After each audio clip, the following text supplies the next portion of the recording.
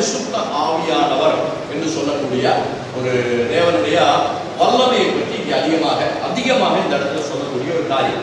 பரிசுத்த ஆவியானவர் யார் அப்படின்னு சொன்னா அதை உங்களுக்கு முதல்ல விளக்க சொல்லிட்டு மற்ற காரியங்களை சொன்னா நமக்கு புரியும். பரிசுத்த ஆவியானவர் கடவுளே தான், தேவனே தான், ஆண்டவரே தான். தேவனுடைய செயல்களில் வித்தியாசம் இருக்கு. ஒரே தேவன், அந்த செயல்களில் வித்தியாசம் இருக்கு. வேதத்தை பொறுத்த வரைக்கும் கிறிஸ்தவ வேதத்தின் விசுவாசத்தின்படி தேவனுடைய செயல்கள் 3 விதமாக இருக்கு. ஒன்று பிதாவாகி தேவன் என்று சொல்லி, அதாவது என்ன சொல்றது, தேவனுடைய முழு உருவத்தையும் வெளிப்படுத்தி காட்டும்படியாக ஒரு பெயர், காட் ஹெட், பிதாவாகிய தேவன்.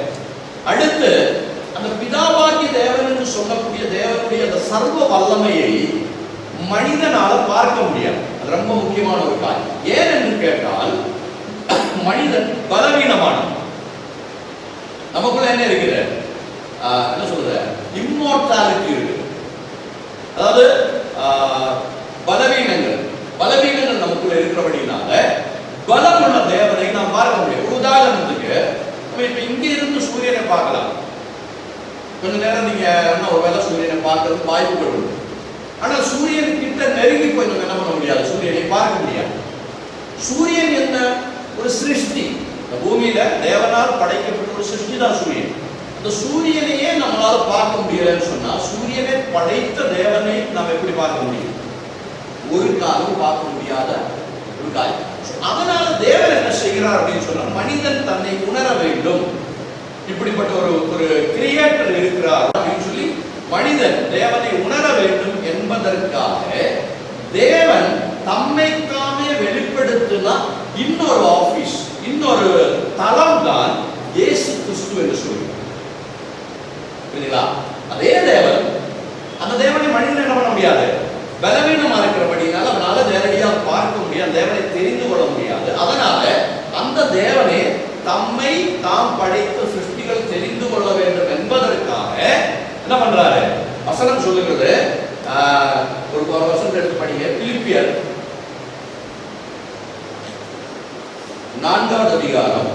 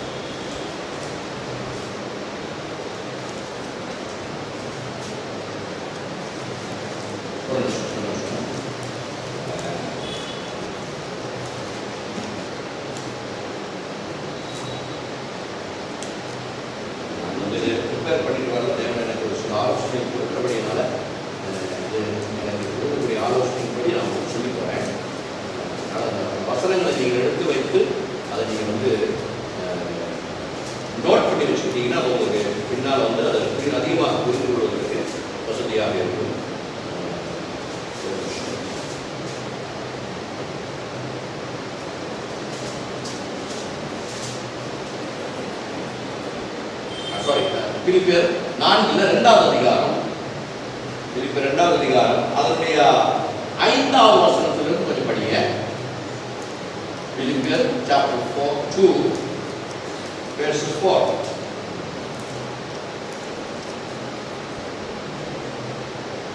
அவனவன் 5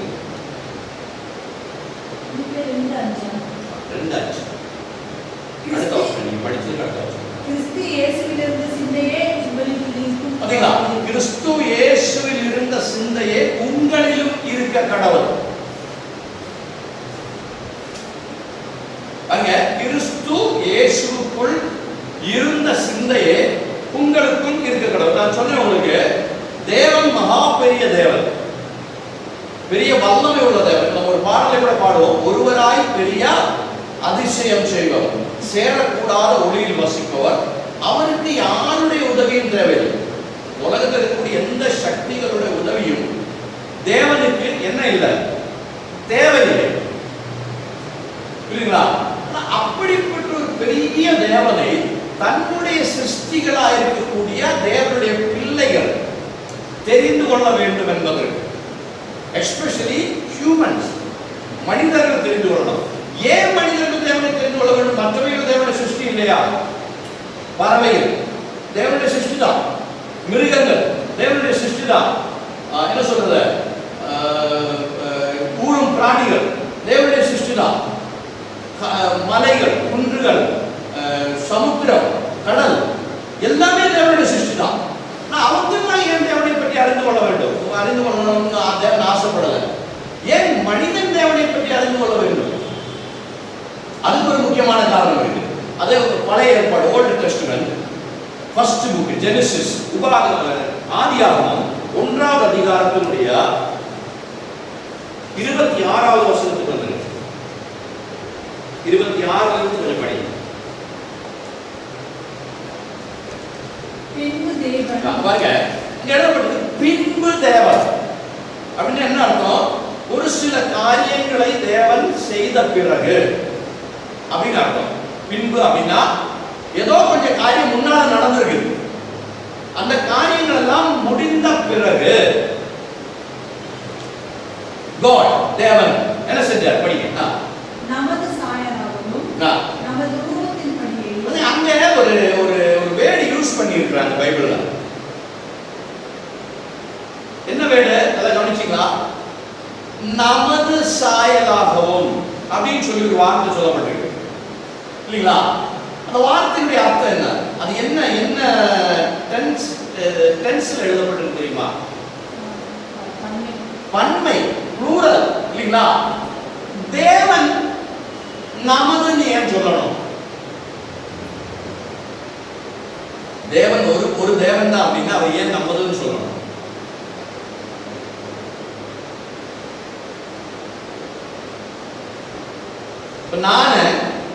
நான் என்ன யூஸ் பண்றேன்? நான் அப்படின்னு சொல்றப்ப நான் என்ன யூஸ் பண்றேன்? சிங்குலர் நவுன் யூஸ் பண்றேன், நான் அப்படின்னு யூஸ் பண்றேன். நீங்க தேவன் என்ன சொல்றாரு? நம்முடைய, நாம், நம்முடைய அப்படின்னு சொல்லி சொல்றதாக இங்க எழுதப்பட்டிருக்கு. அதனுடைய அர்த்தம் என்ன அப்படின்னு கேட்டால் நம்ம பார்க்க போறோம். அதனுடைய அர்த்தத்தை பார்க்க போறோம். என்ன சொல்லுகிறார்? ஒருவருக்கு ஒருவர், அந்த ஆபீஸுக்குள்ள இருக்கக்கூடிய ஒருவருக்கு ஒருவர் பேசிக் கொள்வதற்கு தான் இங்க வந்து ஒரு கான்வர்சேஷன் வந்து எழுதப்பட்டிருக்கு. ஓகே, என்ன சொல்லுகிறார்? அப்படி நமது சாயலாகவும் நமது ரூபத்தின் பாத்தீங்களா? நமது சாயலாகவும் நமது ரூபத்தின் படியும் என்ன செய்ய போறாங்க? இவங்க ஒரு காரியம் பண்ண போறாங்க. மனிதனை உண்டாக்குவோம். அதுக்கு முன்னால வரைக்கும் நீங்க அதே அதிகாரத்தை நீங்க 1-25 வரைக்கும் இருக்கக்கூடிய வசனங்களை நீங்க படிக்கிற பொழுது அங்க எழுதப்பட்டிருக்கு தேவன் வெளிச்சம் உண்டாக கடவுது அப்படின்னு சொன்னார். அந்த வெளிச்சம் உண்டாக வெளிச்சம் அப்படின்னு சொன்னா என்ன சொல்றது? காஸ்மிக் லைட் அப்படின்ற அர்த்தம் தான். அது வந்து சூரியன் சந்திரன்லாம் வராது. காஸ்மிக் லைட், சூரியனும் சந்திரனும் இல்லைன்னாலும் இந்த முழு உலகத்துக்குள்ளே வெளிச்சம் இருக்கு. சூரியன் சந்திரனோட அவசியம் கிடையாது. அப்படி இல்லாமலே ஒரு வெளிச்சம் இருக்குது. என்ன சொல்றது? அந்த ஆகாய விரிவில் வெளிச்சம் இருக்கு. அந்த வெளிச்சத்தை பற்றி தான் அங்கே சொல்லப்பட்டிருக்கு. ஸோ வெளிச்சம் உண்டாக கடவுது என்று தேவன் சொன்னார். இந்த வெளிச்சம் உண்டாக கடவுது என்று தேவன் சொல்வதற்கு முன்னால தேவன் அவங்க பேசிக்கிறல. அந்த தேவனுடைய ஆபீஸ்ல இருக்கக்கூடிய அந்த என்ன சொல்றது? அந்த ட்ரியோன் காட், திருத்துவ தேவன் அங்க பேசிக்கல. நாம் நம்முடைய ரூபத்திலும் சொரூபத்திலும் வெளிச்சத்தை உண்டாக்குவோம் அப்படின்னு ஆண்டவர் பேசல. ஓகே, ஒன்றாவது பாயிண்ட் புரிஞ்சுக்கணும். ரெண்டாவது பாருங்க, அவர் சொல்கிறார் ஆகாயத்தில் பறவைகள் உண்டாகட்டும். முதல்ல வந்து சமுத்திரத்தில் மீன்கள் உண்டாகட்டும், இல்லைன்னா சமுத்திரத்தில் பிராணிகள் உண்டாகட்டும் அப்படின்னு சொல்றாரு. அதுக்கு முன்னதாகவும் தேவன் சொல்லல, நான் நம்முடைய ரூபத்திலேயும் சொரூபத்திலேயும் மீன்களை படைப்போம், இல்லைன்னா சமுத்திரத்தில் இருக்கக்கூடிய உயிர்களை படைப்போம் அப்படின்னு சொல்லல. பறவைகள் உண்டாகட்டும் சொல்றாரு. 1-25 நான் வந்து எக்ஸ்பிளைன் பண்ணிட்டே போறேன். அங்கேயும் ஆண்டவர் என்ன சொல்லல? நம்முடைய ரூபத்தில் உண்டாகட்டும் சொல்லல. ஒரு பிராணிகளை பற்றி சொல்ல அந்த இடத்துல எல்லாம் ஆகணும்னு சொல்லல. உண்டாகட்டும் சொன்னாரு, உண்டாயிடுச்சு. ஓகே, ஆனா மனிதனை படைக்கிற பொழுது மட்டும் தேவன் என்ன சொல்லுகிறார்? There was a model. There should be a model. புரியுதுங்களா? ஏதோ ஒரு மாடலின் படியாகத்தான் மனிதனை தேவன் படைத்திருக்கிறார். அந்த மாடல் என்ன அப்படின்னு கேட்டா, தேவன் எப்படி இருக்கிறாரோ அதே போல தேவன் நம்மை படைத்தார். சரி, இப்ப அதை திரும்பவும் படிக்கணும். நாம் நம்முடைய ரூபத்திலும், நான் சொல்றது ஜெனிசிஸ் சாப்டர் 1:26 இருந்து நம்ம படிச்சுட்டு இருக்கோம். பின்பு தேவன் நமது சாயலாகவும் நமது ரூபத்தின்படியேயும் மனுஷனை உண்டாக்குவோமாக. அவர்கள் சமுத்திரத்தின் மச்சங்களையும். அதுக்கு அடுத்து அந்த உருவாக்கப்பட்ட மனிதனுடைய ரெஸ்பான்சிபிலிட்டி, ஆண்டவர் வந்து ரெஸ்பான்சிபிலிட்டி கொடுக்கிறார். நம்ம ஒரு ஆபீஸ்ல வேலை பார்க்கிறோம் அப்படின்னு சொன்னோம்னா, நம்ம ஆபீஸ்ல அப்பாயிண்ட் பண்ண பிறகு நமக்கு என்ன பண்ணுவாங்க, ஒரு ரெஸ்பான்சிபிலிட்டி கொடுப்பாங்க. சும்மா போய் ஆபீஸ்ல காலையில சாயங்காலம் வரைக்கும் உட்கார்ந்து வந்தா நமக்கு என்ன கிடைக்காது, salary கிடைக்காது. So we have to work. தொடர்ந்து வேலை பார்க்கணும். So responsibility, அந்த ரெஸ்பான்சிபிலிட்டி என்ன அப்படிங்கறத நெக்ஸ்ட் நம்ம படிக்கிறோம். அவர்கள் சமுத்திரத்தின் மச்சங்களையும். பாத்தீங்களா, அந்த வார்த்தையிலே நிறைய மீனிங் இருக்கு. பைபிள் நம்ம படிக்கிறப்ப அதை வந்து கொஞ்சம் கவனம், ஒவ்வொரு வார்த்தையும் என்ன டென்ஸ்ல எழுதப்பட்டிருக்கு அப்படின்னு படிச்சுட்டு போனதால நிறைய காரியங்கள் கிடைக்கும். என்ன பண்ணாரு, மனிதனை படைப்போம் தான் சொன்னார் இல்லைங்களா. திரும்ப அந்த வருஷத்தை படிங்க, அந்த 27 நினைக்கிறேன், ஒரு தடவை படிங்க. நமது சாயலாகவும் நமது ரூபத்தின்படியேயும் மனுஷனை உண்டாக்குவோம். பாத்தீங்களா, மனிதனை உண்டாக்குவோம். அங்க என்ன டென்ஸ் யூஸ் பண்ணிருக்காங்க, சிங்குலர் பண்ணிருக்காங்க. ஆனா இங்க அடுத்த வசனம் படிக்கிற போது ஆகாயத்து பறவைகள் மேலும் 28 படிக்க அங்க எப்படி ஆரம்பிக்குது பாருங்க. நாம் நம்முடைய ரூபத்திலும் சொரூபத்திலும் மனிதனை படைப்போம். சிங்குலர், ஒரு மனுஷனை படைக்கலாம் அப்படின்னு தான் சொல்றாங்க. அதை சொல்லிட்டு அடுத்த வசனம் வர்றப்ப என்ன சொல்ல, அவர்கள். அங்க ஒரு ப்ளூரல் வேர்டு யூஸ் பண்றாங்க. மனிதன் சொல்றப்ப சிங்குலர் வேர்டு யூஸ் பண்ணி, நான் மனிதனை தான் படைக்கிறேன். So there is no plural. அங்க வந்து ஒரு பன்மை இல்லை, ஒருமை மற்றும் இருக்கக்கூடிய ஒரு ஒரு ஒரு என்ன சொல்றது, இமேஜ் இல்லைன்னா ஒரு ஒரு ஒரு பர்சனாலிட்டி படைக்கிறதுன்னு சொல்றாங்க. ஆனா அடுத்த வசனம் சொல்றப்போ அங்க வந்து ப்ளூரலா சொல்றாங்க, அவர்கள். அப்படின்னு என்ன இருக்கு, குறைஞ்ச 2 பேராவது இருக்கணும்னு அர்த்தம். 2 பேர் மினிமம் 2 பேர் இருந்தா தான் நம்ம வந்து ப்ளூரல் யூஸ் பண்ண முடியும். அவர்கள் சொல்லி ஓகே. அவரோட ரெஸ்பான்சிபிலிட்டி என்ன, சமுத்திரத்தின் மச்சங்களையும் ஆகாயத்தின் பறவைகளையும் விரை ஜீவன்களையும் பூமி அனைத்தையும் பூமியின் மேல் ஊறும் சகல பிராணிகளையும் ஆளக்கடவர்கள். They have to rule. தேவன் மனிதனை படைத்து முதல் சொர்க்கம் மனிதனேன்னு சொல்லிட்டு அப்புறம் என்ன சொல்றாரு, அந்த மனிதர்கள், அவர்கள் அப்படின்னு அர்த்தம். அந்த மனிதர்கள் என்ன செய்யணும், அவர்களுக்கு ஒரு ரெஸ்பான்சிபிலிட்டி ஆண்டவர் கொடுத்து அவர்கள் என்ன செய்யணும் அப்படின்னு சொல்லி தெளிவாக சொல்கிறார். அப்ப மனிதனை ஆண்டவர் படைக்கணும் அப்படின்னு சொல்றப்ப ஆண்டவர் என்ன சொல்றாரு, நமது ரூபத்திலும் நமது சாயலிலும் மனிதனை நாம் படைக்கிறோம். தேவனுடைய ரூபம் என்ன அப்படின்றத பத்தி நம்ம கொஞ்சம் சிந்திக்கணும். தேவனுடைய ரூபம் என்ன, வேதத்தின்படி நாம் பைபிளின் படி பார்க்கிற பொழுது தேவனுடைய ரூபம் 3 விதமாக நமக்கு தெளிவாக தெரிகிறது. ஒன்று பிதாவாகிய தேவன். இரண்டாவது நம்ம படிச்சோம், பிலிப்பியர் திருப்பி வந்துங்க, பிலிப்பியர் 2வது அதிகாரம் 5வது வசனத்துல இருந்து.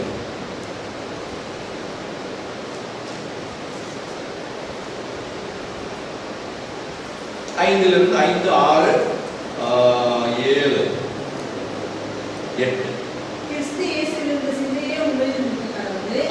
அவர் தேவனுடைய ரூபமாய் இருந்தும் தேவனுக்கு சமமாய் இருப்பதை கொள்ளையாடும் பொருளாக எண்ணாமல் தம்மை தாமே வெறுமையாக்கி அடிமையின் ரூபம் எடுத்து மனுஷர் சாயலானார். அவர் மனுஷ ரூபமாய் காணப்பட்டு மரண பரியந்தம், அதாவது சிலுவையின் மரண பரியந்தமும் கீழ்ப்படுத்தவராகி தம்மை தாமே தாழ்த்தினார்.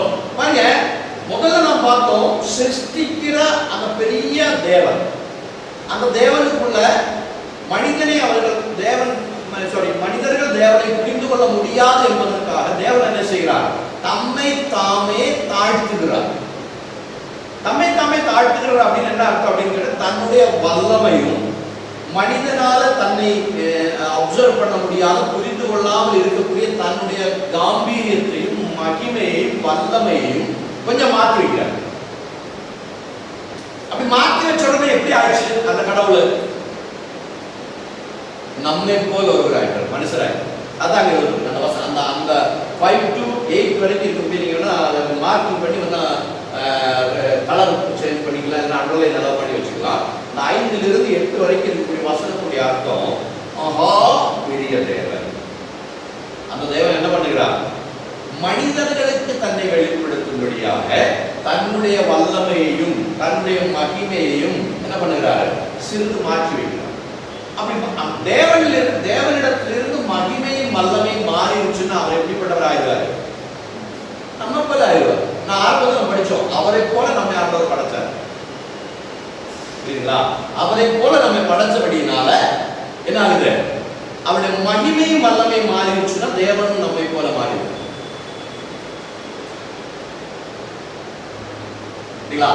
அப்ப அந்த ஒரு ஆபீஸும் தேவனுக்குள்ள இருக்கு. அடுத்து ஆண்டவராய் இயேசு கிறிஸ்து என்ன சொன்னாரு? யோவான் எழுதின சுவிசேஷத்துக்கு வருவோம்.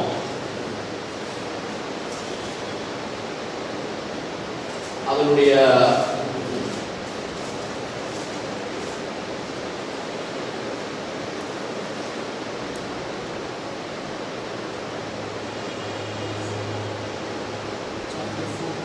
பதினான்காவது அதிகாரம் 14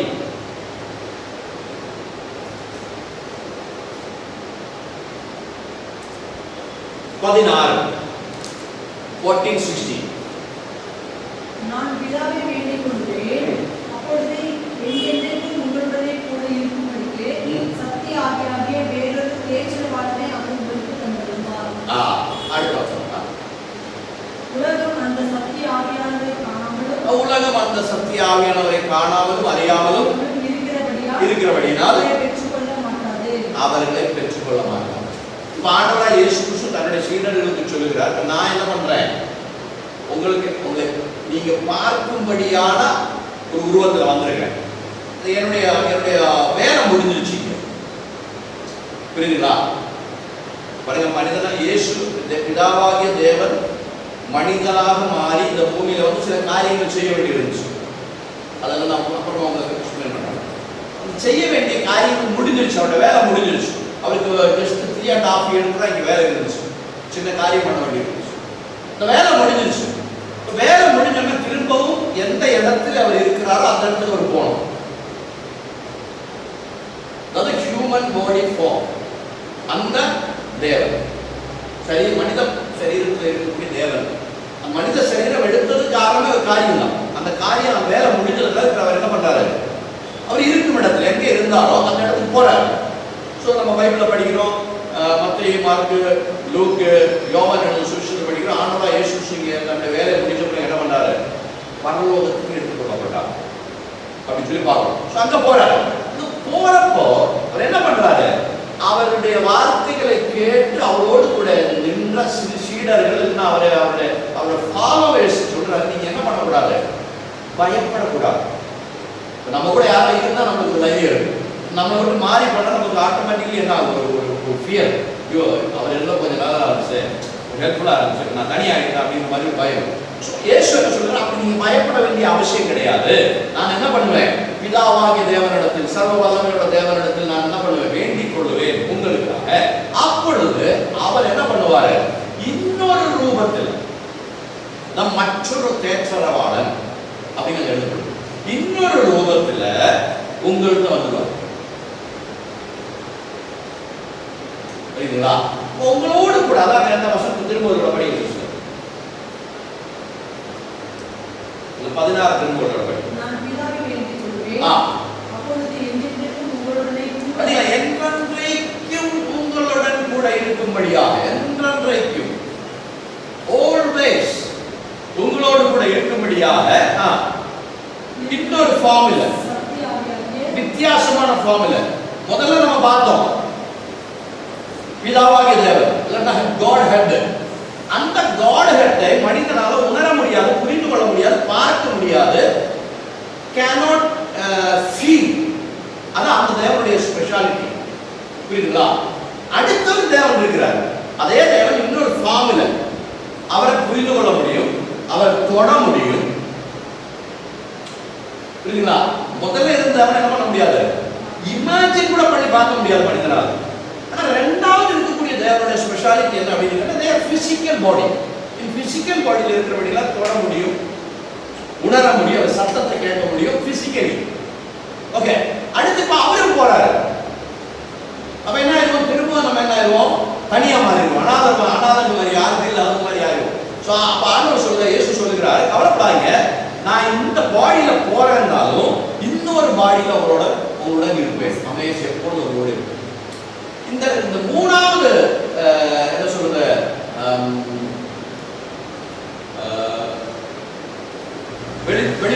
வெளிப்பாடுன்னு சொல்லலாம். மூன்றாவது அந்த தேவனுடைய மூன்றாவது தலத்தை உள்ள ஸ்பெஷாலிட்டி என்னன்னு கேட்டீங்கன்னா, முதல் தேவன் பிதாவாகிய தேவனை அறிய முடியாது, உணர முடியாது, என்ன ஏது என்ன ஒண்ணுமே நம்மளுக்கு தெரியாது. அவரை பற்றி என்னதான் நம்ம மேஜர் பண்ணாலும் இந்த காட் ஹெட்டை பற்றி மனிதனுக்கு எந்த, ஏன்னா அவருடைய வல்லமை அவ்வளவு பெரிய வல்லமை, அவர் என்ன காரியங்களை செய்கிறான்னு தெரியல. நீங்க கவனிச்சீங்களா? நீங்க இந்த காடு ஹில்ஸ், நீங்க மில்கில் இருக்கிறவங்க உங்களுக்கு நீங்க போற வேண்டிய ஹில் கடை காடுகள்ல மலைகள் எல்லாம் போறீங்க.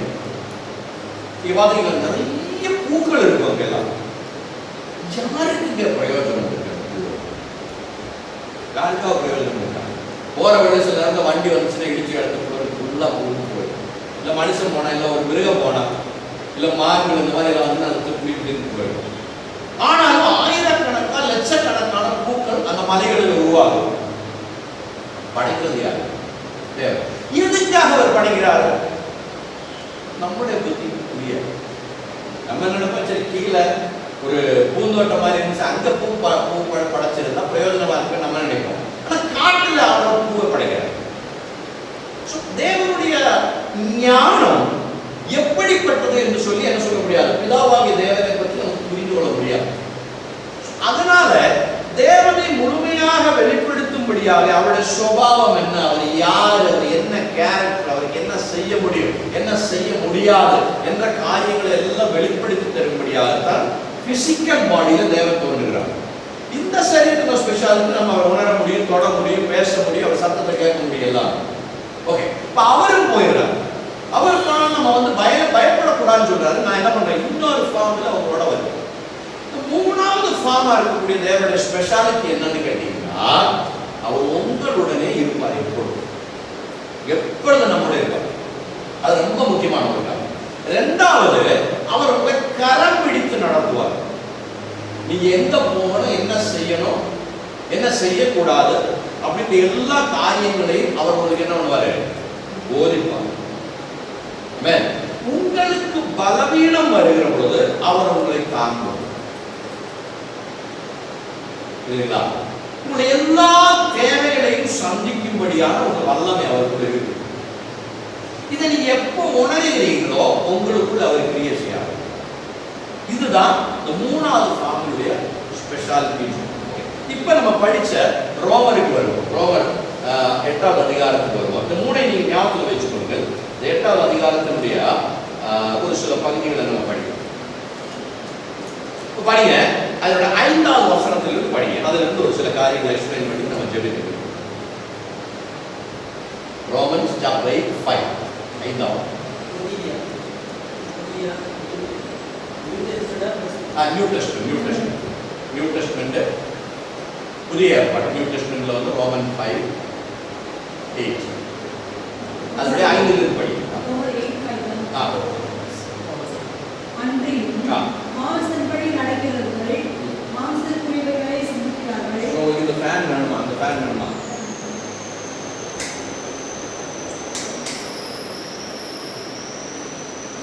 அன்றையும் மாம்சத்தின்படி நடக்கிறவர்கள் மாம்சத்திற்குரியவைகளை சிந்திக்கிறார்கள், ஆவியின்படி நடக்கிறவர்கள் ஆவியின்படி சிந்திக்கிறார்கள். பாத்தீங்களா, இங்க வந்து நம்ம பார்க்கிறோம், மாம்சத்துக்குரியவர்களாக நடக்கிறவர்கள் மாம்சத்துக்குரியவர்களை சிந்திக்கிறார்கள், ஆவிக்குரியவர்களாக நடக்கிறவர்கள் ஆவிக்குரியவர்களை சிந்திக்கிறார்கள். பூமியில 2 விதமான மனிதர்கள் உண்டு. மனிதர்கள் வித்தியாசம் என்ன அப்படின்னு கேட்டீங்கன்னா, மாம்சத்துக்குரியதாக சிந்திக்கக்கூடிய மக்களும் பரிசுத்த ஆவிக்கு அனுகூலமாக பரிசுத்த ஆவியின் சித்தத்தின்படி நடக்கிறவர்கள். அதைத்தான் இங்க எழுதப்பட்டிருக்கு. 2 விதமான மக்கள். இப்படி ஏன் 2 விதமான விதமான மக்கள் உருவானாங்க அப்படின்னு கேட்டீங்கன்னா, ஆரம்பத்திலே படிச்சோம், தேவன் மனிதனை சிருஷ்டிக்கிற பொழுது தேவனுடைய சாயலிலையும் தேவனுடைய ரூபத்திலையும் சிருஷ்டித்தார் அப்படின்னு சொன்னா என்ன அர்த்தம் அப்படின்னு கேட்டீங்கன்னா, ஆத்மாவும் ஆவியும் சரீரம், ஸ்பிரிட், சோல் அண்ட் பாடி.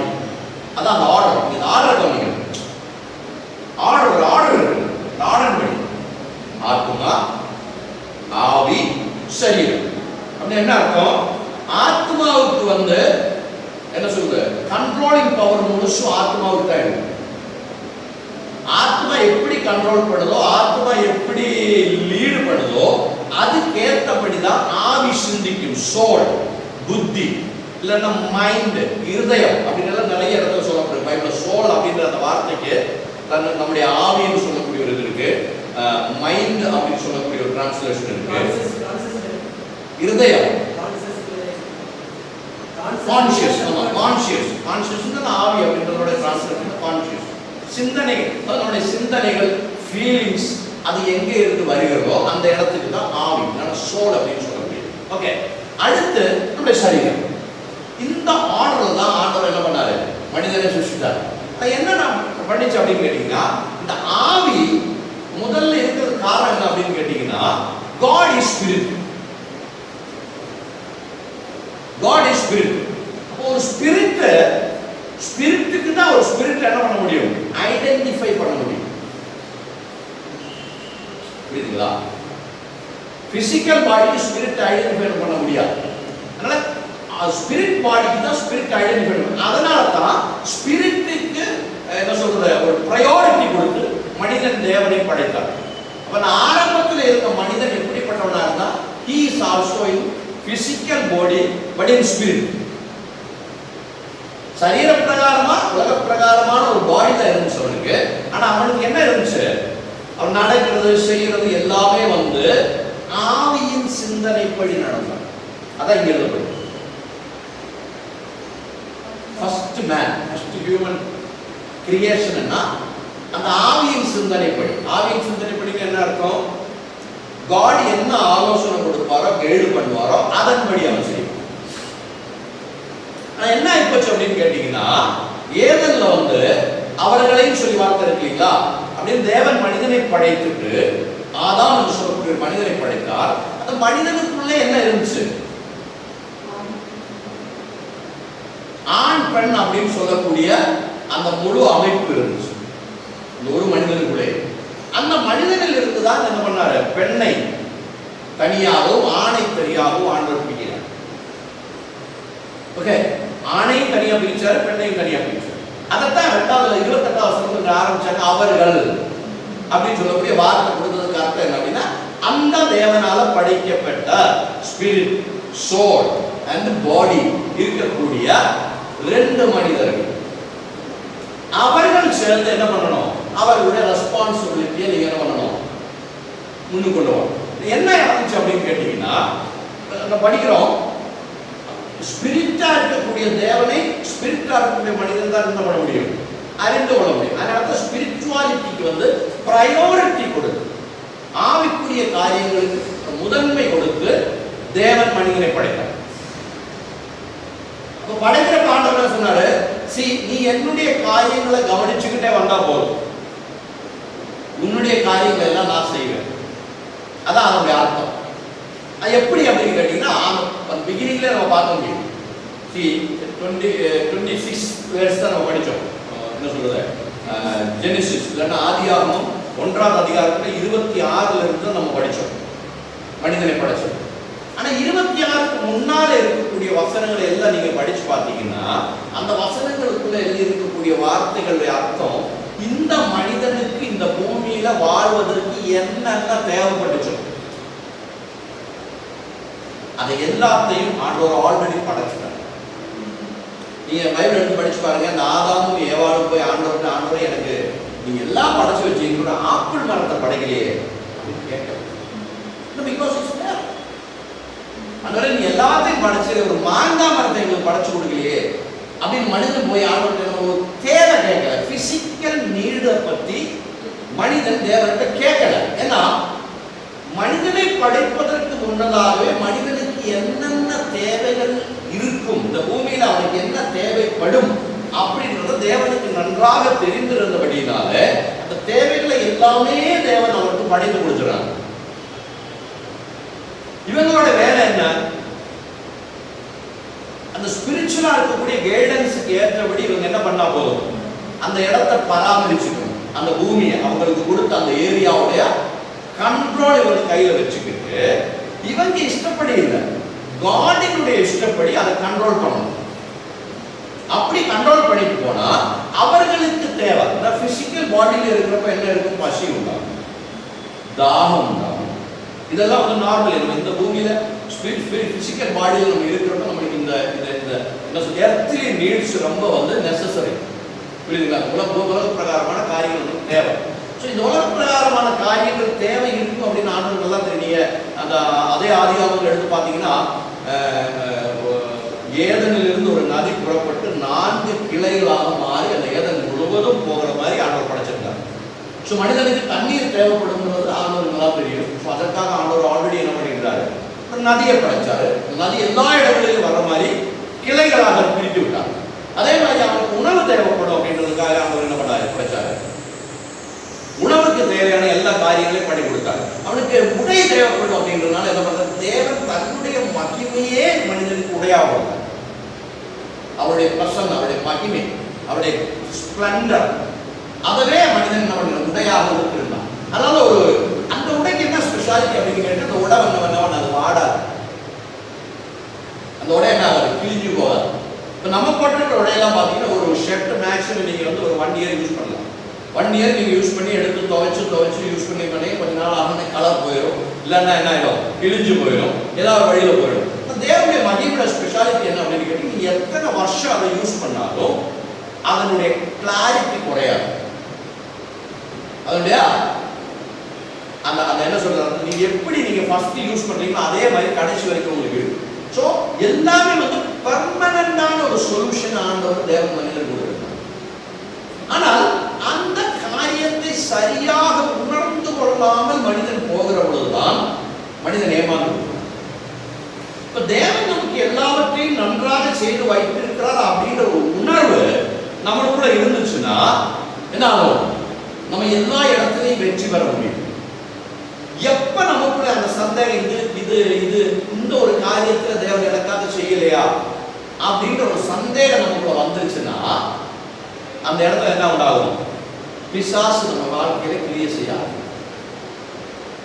இந்த சந்தேகம் வராம இருக்கணும்னா என்ன பண்ணணும், அந்த ஸ்பிரிட்டினுடைய கைடன்ஸ்லயே நம்ம நடக்கணும். அதான் நம்ம படிக்கிறோம் பாருங்க, திரும்ப படிங்க சிஸ்டர். அதுக்கு இப்போ நான் இதெல்லாம் உங்க இன்ட்ரோடக்ஷன். இப்போ நம்ம வந்து முக்கியமான விஷயத்துக்கு போவோம். படிக்கலாம். மாமிசத்தின்படி நடக்கிறவர்கள், மாமிசத்தின்படி நடக்கிறவர்கள் அப்படின்னு என்ன அர்த்தம் அப்படின்னு கேட்டீங்கன்னா, ஒன்லி பிசிக்கல் தாட்ஸ். எனக்கு வீடு வேணும், எனக்கு நல்லா திருமணம் ஆகணும், என்னுடைய பிள்ளைகள் எல்லாம் படிக்கணும், எனக்கு நல்ல கார் வாங்கணும், எனக்கு நல்ல சொந்தமான சொத்து கிடைக்கணும், என்னுடைய காரியங்கள் எல்லாம் இந்த உலகத்துல என்னென்ன காரியங்கள் எனக்கு தேவைப்படுதோ உலக பிரகாரமா இருக்கக்கூடிய காரியங்களை மட்டும் கான்சென்ட்ரேஷனா வச்சுக்கிட்டு இருந்தோம்னா என்ன நடக்கும், எதையுமே நம்ம சாதிக்க முடியும். அதான். ஆனால் ஆவிக்குரிய பிரகாரம் நடக்கிறவர்களை ஆவிக்குரியபடி சிந்திக்கிறார்கள். அப்படின்னா என்ன அர்த்தம், காட் நம்மளை கைடன்ஸ் பண்ணுகிற பொழுது நாம் என்ன பண்ணுவோம், அதுக்கேற்றபடி சிந்தனைகளை சிந்திப்போம். அது நல்ல உதாரணம் தான். நம்ம ஃபர்ஸ்ட் ஃபேமிலி, அவர்கள் காடினுடைய காரியங்களை பற்றி சிந்தித்தாங்க. அவங்களோட காட் அவங்களுக்கு கொடுத்த வேலை என்னன்னா, அந்த ஏதனை வந்து வேலை பார்க்கணும், அந்த ஏதனை வந்து பாதுகாக்கணும். 2 ரெஸ்பான்சிபிலிட்டி தான் ஆண்டவர் வந்து காட் வந்து மனிதனுக்கு முதல்ல கொடுக்குறாங்க. ஸோ அதை ஆண்டவருடைய கைடன்ஸின் படி அதை செஞ்சுக்கிட்டே வந்தாங்கன்னா அவங்களுக்கு எல்லா விதமான ஃப்ரூட்ஸும் அங்கே இருக்குது, தண்ணீர் இருக்குது, அவர்களோட விளையாட முடியாத உலகத்தில் இருக்கக்கூடிய எல்லா சிருஷ்டி ஜீவஜாலங்களையும் ஆண்டவர் கொடுத்துருக்கிறார். எல்லாம் they are completely satisfied.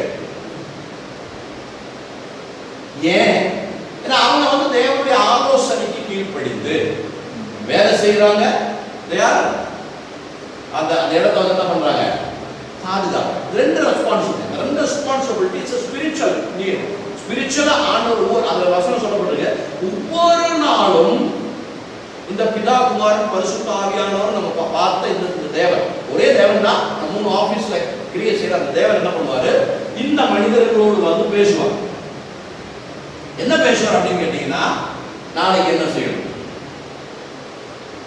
அந்த காரியத்தை பேசுவார். ஸோ இவங்க உட்காந்துக்கிட்டு அந்த காரியங்கள் எல்லாம் கேட்டு அடுத்த நாள் அவங்க அந்த காரியத்தை செய்வாங்க. அதனால அவங்க என்ன எந்த ஒரு குறையும் இல்லாமல் இருந்துச்சு.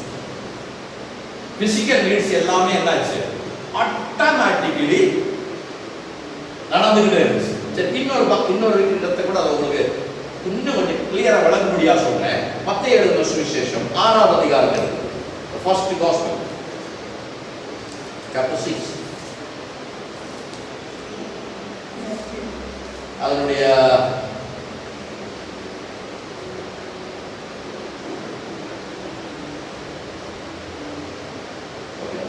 முதல்ல இருந்து உங்களுக்கு சொல்லி விளக்கி சொல்லிட்டு நல்லா இருக்குன்னு நினைக்கிறேன்.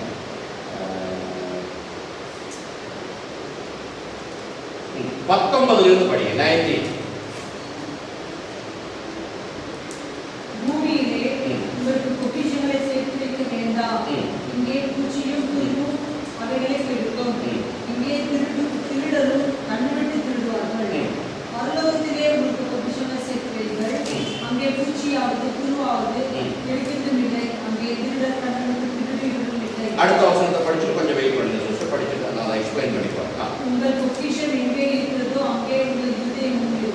இங்க ஒரு வித்தியாசமான ஒரு தாட்ஸ் ஆண்டவர் நம்ம முன்னால வைக்கிறார். ஜீசஸ் டீச் பண்றாரு. அவர் சொல்றாரு, நீங்கள் பூமியில பொக்கிஷங்களை சேர்த்து வைக்காதீர்கள், பரலோகத்துல பொக்கிஷங்களை சேர்த்து வையுங்கள் அப்படின்னு சொல்றாரு. ஓகே, இந்த பொக்கிஷம் அப்படின்னு சொல்றப்ப நம்ம என்ன நினைக்கிறோம்? நம்ம மனதில் என்ன வருது?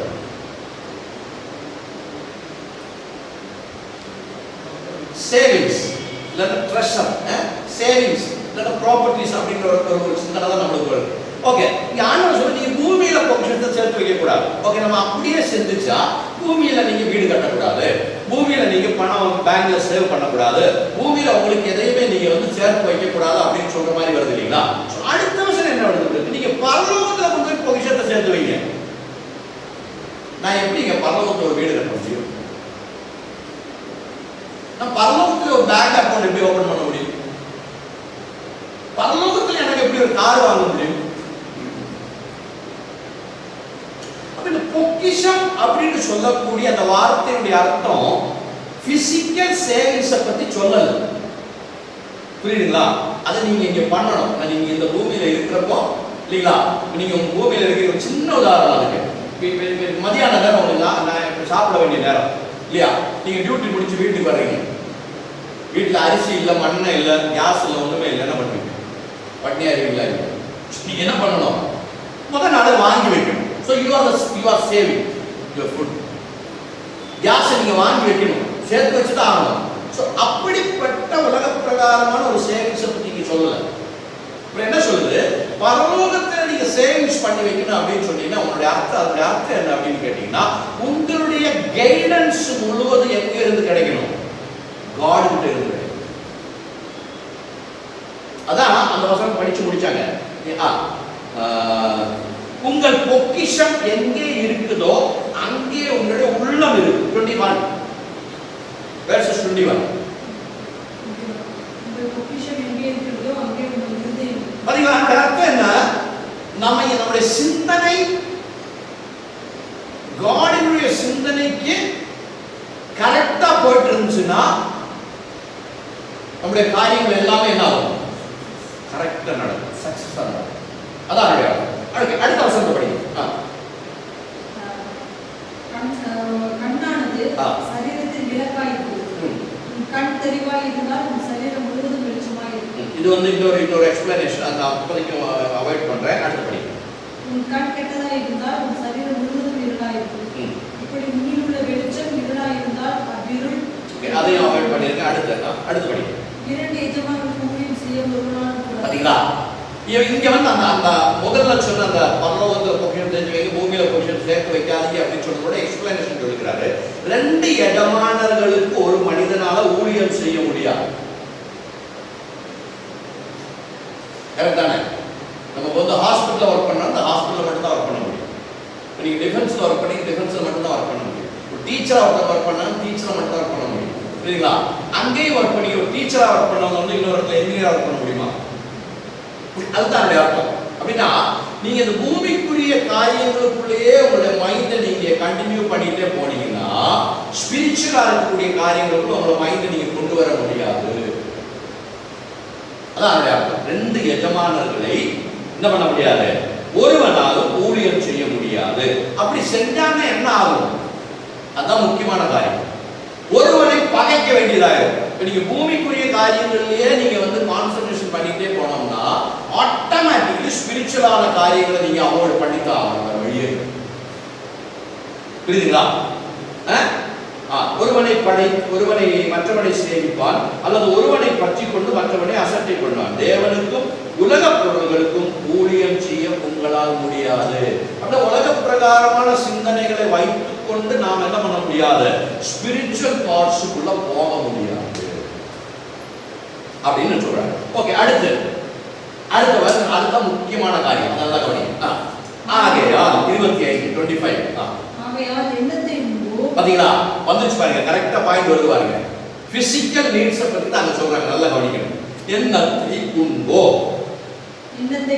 எண்ணத்தை குடிப்போ என்று உங்கள் ஜீவனுக்காகவும் எண்ணத்தை உடுப்போம் என்று சரீரத்துக்காகவும்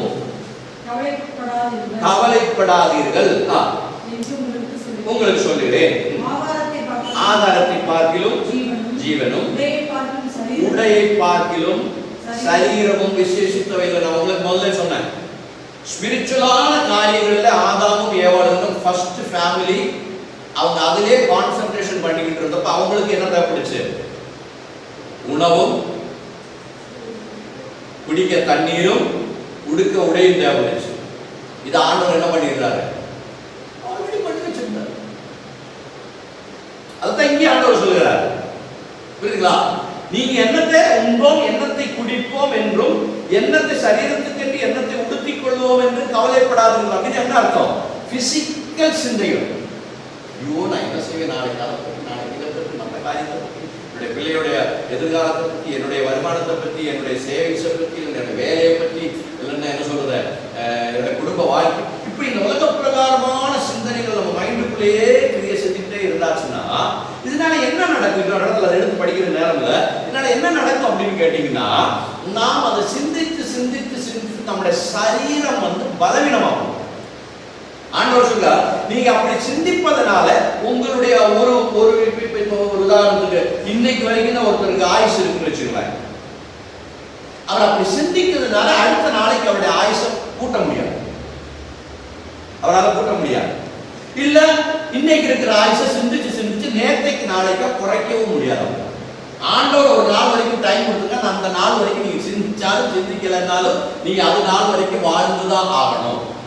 முதல் காரியம். அதே மாதிரி அதுக்கு இன்னொரு உதாரணம், நீங்க சிந்திப்பதனால உங்களுடைய முடிய நீங்க கருப்பாக்கவும் வெளுப்பாக்கவும் முடியாது. நீங்க நிறைய சிந்திச்சதுனால உங்க முடி கருப்பா வந்துட்டே போகணும்னு நினைக்கக்கூடாது. இல்ல கருத்து போச்சே அப்படின்னு நினைச்சு சிந்திச்சு அந்த முடி வெளுப்பாக மாற்றவும் உங்களால முடியாது. உங்களுடைய சிந்தனைகளின் மூலமாக நீங்க உண்மையுமே செய்ய முடியாது. மைண்ட் வந்து மைண்டோட ப்ராப்ளம் தான். மைண்ட் தேவையில்லாத காரியங்களை சிந்திச்சு சிந்திச்சு சிந்திச்சு சிந்திச்சு என்ன பண்ணிடுது, நம்மளோட பாடியை வந்து எஃபெக்ட் பண்ணுது, பாடியை பலவீனப்படுது. டென்ஷன் கொண்டு வரலாம், ஆன்சைட்டி கொண்டு வரலாம், பயம் கொண்டு வரலாம், நாளைய பற்றின கவலைகள் கொண்டு வரலாம். அதன் மூலமாக நாம் என்ன பண்ண வியாதிஸ்தர்களாக மாறும். முக்கியமான ஒரு காரியம். அடுத்தபடி 26 படி நல்ல ஒரு உதாரணத்தை சொல்றாங்க. ஆகாயத்து பட்சிகளை கவனித்து பாருங்கள், அவைகள் விதைக்கிறது இல்ல, அறுக்கிறது இல்ல, களஞ்சியங்களில் சேர்த்து வைக்கிறதும் இல்லை. அவைகளையும்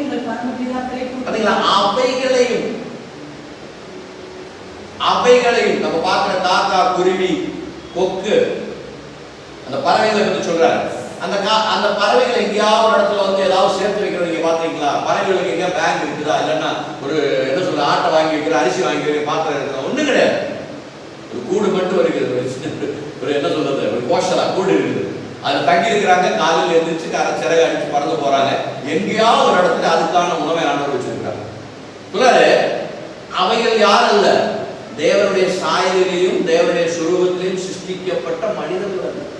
ஆனாலும் அவைகளையும் தேவன் என்ன பண்ணுகிறாரு?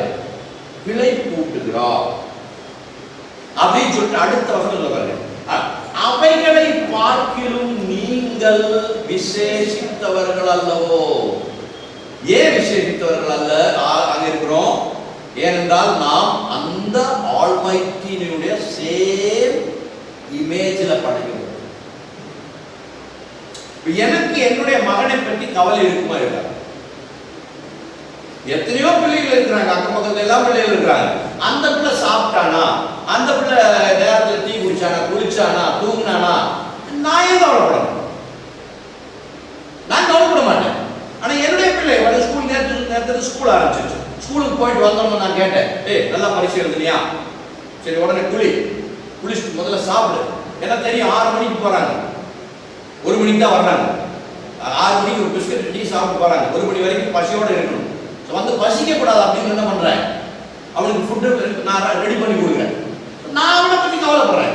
என்னுடைய மகன், என்னுடைய பிள்ளை. அதே மாதிரி தான் தேவன் என்ன சொல்லுகிறார்? தேவன் உங்களை பற்றி ஆவலாக இருக்கிறார். உங்களுடைய எல்லா தேவைகளையும் உங்களுக்கு சந்தித்து தரும்படியாக தேவன் நம்மோடு ஆவலாக இருக்கிறார். அவர் நம் விசேஷித்தவராக இருக்கிறார். நான் சொன்ன வசனம் கொஞ்சம் வந்து பாருங்க, 27 பாருங்க. கவலைப்படுகிறதுனாலே உங்களில் எவன் தன் சரீரத்தின் அளவோடு ஒரு முழத்தை கூட்ட முடியும்? அடுத்து, உடைக்காகவும் நீங்கள் கவலைப்படுகிறது என்ன? காட்டு புஷ்பங்கள் எப்படி வளருகிறது என்று கவனித்து பாருங்கள். அவையும் உழைக்கிறதும் இல்லை, நோக்கிறதும் இல்லை. என்றாலும் சாலமோன் முதலாகிய சர்வ மகிமையிலும் அவர்களில் ஒன்றை போலையாகவும் உடுக்கியதில்லை என்று உங்களுக்கு சொல்லுகிறேன். இந்த உலகத்துல வந்து என்ன சொல்றது, உடைகளை வைத்தும் காம்பீரத்தை வைத்தும் ஐஸ்வர்யத்தை வைத்தும் இந்த உலகத்துல ஒரே ஒரு கிங்கு தான் இருந்தாரு. அந்த ராஜாவுடைய பேர் சாலமன், தாவீது ராஜாவுடைய மகன். அவரை போல ஒரு ராஜா இந்த உலகத்துல இருந்ததே இல்லை. கொஞ்சம் நான் முந்தா நாள் அந்த இதை படிச்சுட்டு இருந்தது, செகண்ட் குரானிக்கல்ஸ். நீங்க அதை first second chronicle, first Samuel, second Samuel நீங்க படிச்சீங்கன்னா என்ன சொல்றது, சாலமோன் ராஜாவுடைய அரண்மனையை பற்றியும் அவருடைய அரண்மனையில் இருக்கக்கூடிய பொருள்களை பற்றியும் அவருடைய பொஃபையை பற்றியும் அவருடைய என்ன சொல்றது மகிமையை பற்றி எல்லாம் வர்ணிச்சிருக்காங்க. எல்லாமே வந்து தங்கம் இல்லாம எதுவும் அவருடைய கிடையாது. தங்கம் தான் அவர் எல்லாத்துலேயும் தங்கம். குடிக்கிற கிளாஸ்ல இருந்து, சாப்பிட்ற தட்டிலிருந்து, ஸ்பூனிலிருந்து, மேஜையிலிருந்து, அரண்மனையிலிருந்து, கிடக்கிற என்ன சொல்றது பெட்டில் இருந்து எல்லாம் தங்கத்தாலே செஞ்சு. அது மட்டும் இல்ல, அவருடைய என்ன சொல்றது அவங்க என்ன ஸ்டூவர்ட்ஸ்னா அவருக்கு சாப்பாடு கொண்டு வரவங்க, அவருக்கு சாப்பாடு சமைக்கிறவங்க, அவருடைய என்ன சொல்றது இந்த விருந்து படைக்கிறவர்கள், அவர்களுக்கெல்லாம் ட்ரெஸ், இந்த பொஃபைல எல்லாம் ட்ரெஸ் எல்லாம் வந்து அங்கே இருந்தான். எல்லா விதத்திலையும் மகிமையா வாழ்ந்த ஒரு ராஜா ஒருத்தர் தான். வசனம் சொல்லுகிறது, அந்த ராஜா கூட ஒரு சின்ன பூ பார்த்தீங்களா, ஒரு சின்ன ஒரு மஞ்சள் கலர், சிவப்பு கலர், இந்த கால் பூன்னு சொல்லுவாங்க. அதே மாதிரி பூக்கள்லாம் அந்த ரோட்ல நடந்து வரப்போ சைட்ல தான் இருக்கு. அந்த பூ எவ்வளவு அழகா இருக்குது. இந்த ராஜா கூட அவ்வளவு அழகா அவரால் சமைச்சுக்க முடியாது. அப்படி ஒரு சின்ன பூவை கூட தேவன் என்ன பண்ணுகிறாரு? அருமையாக படைக்கிறார். இந்த பூவன் தேவனுடைய சாயம் சொல்லுவோம் கிடையாது. அந்த பூவை கூட, ஒரு பூவு இந்த பூமியில வளர்ந்து வருகிற பொழுது அந்த பூவை கூட அவ்வளவு அருமையாக தேவன் உருவாக்கி எடுக்கிறார் என்றால், அடுத்த வசனம் 30, அற்ப விசுவாசிகளே, இன்றைக்கு இருந்து நாளைக்கு அடுப்பிலே போடப்படும் காட்டு புல்லுக்கு தேவன் இவ்விதமாக உடுத்துவித்தார். அந்த சின்ன பூ காலையில உதிக்கும், சாயங்காலம் என்ன ஆகிடும், காஞ்சு மழிஞ்சு போகும். ஒரு நாள் தான் லைஃப். அந்த பூவுக்கு, அந்த புல்லுக்கு தேவன் அவ்வளவு மகிமையை, அவ்வளவு அழகை கொடுக்கிறார் என்றால், உங்களுக்கு உடுத்துவிப்பது அதிக நிச்சயம். நம்ம வீட்டில் இருக்கிற ஒரு நாய்க்குட்டிக்கு, பூனைக்குட்டிக்கு நம்ம எவ்வளவு கேர் பண்றோம், அந்த மாதிரி நம்ம பிள்ளைங்க நம்ம கேர் பண்றோம். இந்த பூனைக்குட்டியை விட நாய்க்குட்டியை விட நம்ம பிள்ளைகளுக்கு நம்ம அதிக கேர் பண்றோம். அதைத்தான் இங்க சொல்றாரு பாருங்க. இன்னைக்கு காலையில உதிச்சு சாயங்காலம் ஆனாலும் வாடி கீழே கொட்டி போற ஒரு புஷ்பம். அது எப்படியோ வந்து எப்படியோ வளர்ந்தா போதும்னு ஆண்டவர் பார்க்கலாம். அதுக்கு எவ்வளவு அழகாக அதை படைக்க முடியுமோ அந்த படைத்து ஆண்டவர் ஒரு நாள் அது கொடுக்குறாங்க. ஆனா அவர்களை விட நீங்கள், நாம் தேவனுடைய பிள்ளைகள் விசேஷித்தவர்கள் அல்லவா. we are something special அப்படின்னு சொல்லிட்டு ஆகையால் எண்ணத்தை உடுப்போம், எண்ணத்தை உண்போம், எண்ணத்தை குடிப்போம் என்று கவலைப்படாதீர்கள். இவைகளெல்லாம் அப்படின்னு என்ன அர்த்தம்? என்ன கரெக்ட், நம்ம யார் மூலமா படைக்கப்பட்டிருக்கோம், நம்ம யாரு, எப்படி இந்த உலகத்துக்கு வந்தோம், ஏன் இந்த பூமியில பிறந்தோம் அப்படி என்பதை பற்றி சரியாக தெரிந்து கொள்ளாத மனிதர்கள் என்ன பண்ணுவாங்க? கவலைப்படுவாங்க. உலக மனிதர்கள், ஹியூமன் பீயிங்ஸ், நமக்கு சுற்றில இருக்கக்கூடியவர்கள், அவங்கள்ட்ட கேட்டு பாருங்க, எப்படியா இருக்கீங்க, நல்லா இருக்கீங்களா, என்ன அப்படின்னா டக்குன்னு அவன் கவலையை தான் சொல்லுவான். பிள்ளைக்கு கல்யாணம் வச்சிருக்கு, பரவாயில்ல, காசெல்லாம் சேர்த்து வைக்க வேண்டி இருக்குது, அவன் நகை எடுக்கணும், நட்டை எடுக்கணும், அவனுக்கு என்னென்ன தேவை இருக்குது, உலகத்துல என்னென்ன தேவை, அந்த தேவையை பற்றி அப்படியே புலம்பிக்கிட்டே இருக்கு. அது மனிதனுடைய இயல்பு. ஏன் அவன் அப்படி புலம்புறான் அப்படின்னு சொன்னா, அவனை பற்றி அவன் சரியாக தெரிந்து கொள்ள, அவன் யாரு, அவன் எதற்காக இந்த பூமியில படைக்கப்பட்டான், யாரால அனுப்பப்பட்டான், அவனுக்கு கொடுக்கக்கூடிய ரெஸ்பான்சிபிலிட்டி என்ன அப்படின்றத தெரிந்து கொள்ளாமல் இருக்கக்கூடிய மனிதர்கள் இதை பற்றி என்ன பண்ணுவாங்க? புலம்புவார்கள். ஆனால் இவைகள் எல்லாம் உங்களுக்கு வேண்டியவைகள் என்று உங்கள் பரமபிதா அறிந்திருக்கிறார். இங்க வந்து நம்முடைய சிருஷ்டிகர்த்தாவை, நம்முடைய கிரியேட்டரை ஒரு தகப்பனாக வெளிப்படுத்துறார். அப்பா தன்னுடைய பிள்ளைக்கு என்னென்ன, என்னுடைய மகன் படிக்கிறான், படிச்சுட்டு என்னோட மகளுக்கு போன வாரம் போய் நான் என்ன பண்ணேன், ஒரு புது ட்ரெஸ் வாங்கிட்டு வந்தேன். 2 வருஷமா ஸ்கூலுக்கு போற, பழைய ட்ரெஸ் எடுத்து போட்டு பார்த்தா ஃபிட் ஆக மாட்டேங்குது. நான் என்ன பண்ணேன், அவசரமா ஓடுறேன்.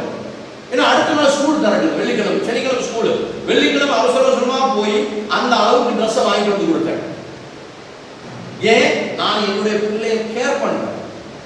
எனக்கு தெரியும் இந்த பிள்ளைக்கு என்ன தேவைப்படுது அப்படின்னு சொல்லி.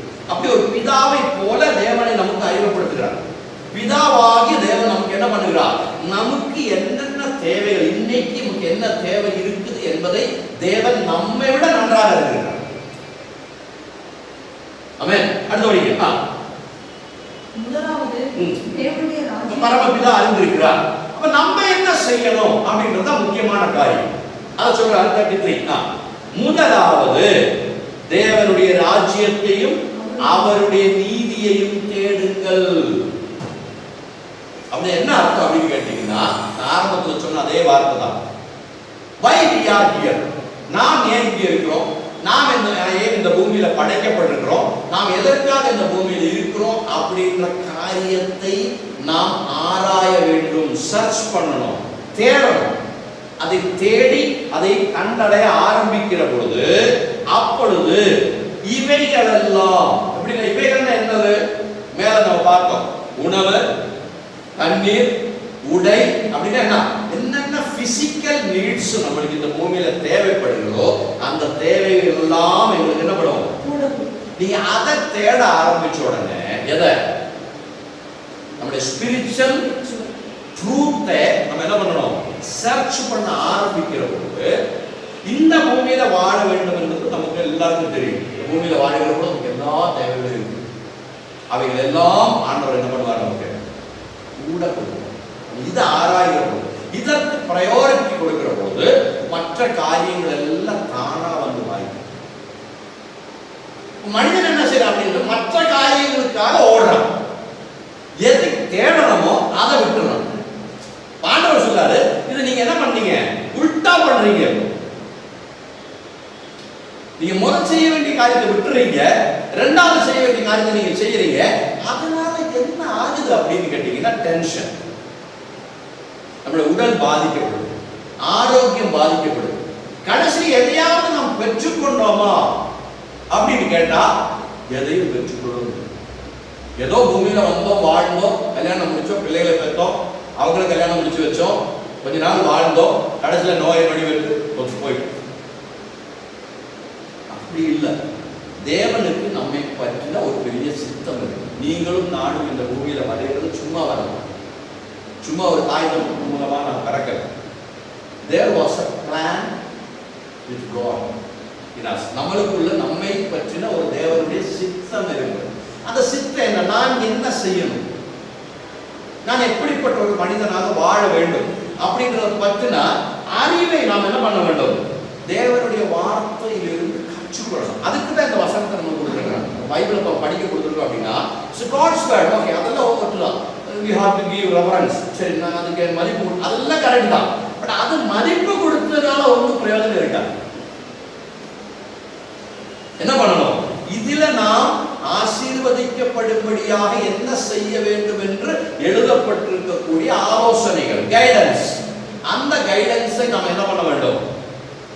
படித்து புரிந்து அதன்படி நம்ம என்ன பண்ணணும்? நடக்க கற்றுக்கொள்ளணும். இதுல இன்னொரு ஸ்பெஷாலிட்டி என்ன அப்படின்னு கேட்டீங்கன்னா, எழுதப்பட்டிருக்கிற வசனத்தை எல்லாம் கணிக்கணும். அவைகளோடு கூட இவைகள் எல்லாம் உங்களுக்கு கொடுக்கப்படும் அப்படின்னு கேட்டா அது அர்த்தம் என்ன அப்படின்னா, ஓஹோ பைபிள் 66 புஸ்தகம் இருக்குதுப்பா, அவ்வளவு புஸ்தகத்தை நான் உட்கார்ந்து படிச்சு எவ்வளவு நாள்ல படிப்பீங்க? எவ்வளவு நாள்ல படிப்பீங்க? ஓகே, ஒரு தடவை வாசிக்கிறதா இருந்தால் குறைஞ்ச வச்சு ஒரு 4-5 மாசம் தான் ஃபுல் பைபிளை நீங்க உட்காந்து படிச்சீங்க. உங்க நேரத்தை நீங்க யூஸ் பண்ணி அட்லீஸ்ட் ஒரு 2 hours 3 hours டெய்லி எடுத்து நீங்க படிச்சாங்க ஒரு 4 to 5 months மேக்ஸிமம் வரும். 4 to 5 months வரைக்கும் ஒண்ணுமே நடக்காதா? அப்படி இல்ல. எப்ப நீங்க அந்த காரியத்துக்காக முதல் என்ன சொல்றது ஸ்டெப் வைக்கிறீங்களோ, ஓகே இது ஸ்பிரிச்சுவாலிட்டி ரொம்ப முக்கியமான ஒரு மனித வாழ்க்கையில அது எப்படி அப்படின்னு தெரிந்து கொள்வதற்காக நீங்கள் உங்களுடைய ஸ்டெப்ஸை நீங்க வைக்க ஆரம்பிக்கிறீங்களோ, அப்பொழுது இருந்து உங்களுடைய தேவைகளை சந்திக்கும்படியாக God காரியம் செய்யும். பிகாஸ் எல்லாம் நான் சொன்னீங்களா பாருங்க, இந்த பூமியில உங்களுக்கு என்னென்ன தேவைப்படுகிறதோ அது எல்லாமே உங்களுக்கு சுற்றிலே ஆண்டவர் படைச்சு வச்சிருக்கிறார். இப்ப நம்ம இந்த ஆண்டவருடைய காரியங்களுக்கு தேவனுடைய காரியங்களுக்கு பிரையாரிட்டி கொடுக்கிறோம் அப்படின்னு என்ன அர்த்தம்? அவரோட மேரேஜ் ஸ்பெஷல் என்ன அப்படின்னு கேட்டீங்கன்னா, நம்முடைய ஆவிக்குரிய கண்ணு திறக்கும். புரியுதுங்களா? ஸ்பிரிச்சுவல் காரியங்களுக்கு பிரையாரிட்டி கொடுக்க ஆரம்பித்த உடனே we have inner eye, inside இருக்கு. நம்மளுக்கு ஒரு ஆவிக்குரிய ஒரு கண்ணு இருக்கு. அந்த கண்ணு திறக்க ஆரம்பிக்கும். அந்த கண்ணு திறந்தாச்சுன்னா எல்லாமே நம்ம பார்க்க முடியும். நமக்கு சுற்றி இருக்கக்கூடிய நன்மைகளை முழுவதும் நாம் என்ன பண்ண முடியும்? பார்க்க முடியும், அறிய முடியும், அனுபவிக்க முடியும். ஒரு வசனம் எனக்கு ஞாபகத்துக்கு வருது, நீதிமொழிகள் நினைக்கிறேன், இந்த புக் ப்ராவர்ப்ஸ், நீதிமொழிகளில் வந்து நீ கண்ணை திறப்பாயாக அப்படின்னு சொல்லி வசனம் அதெல்லாம் கொஞ்சம் எடுத்து படிச்சு புரியுது ஞாபகத்தில் வந்ததுனால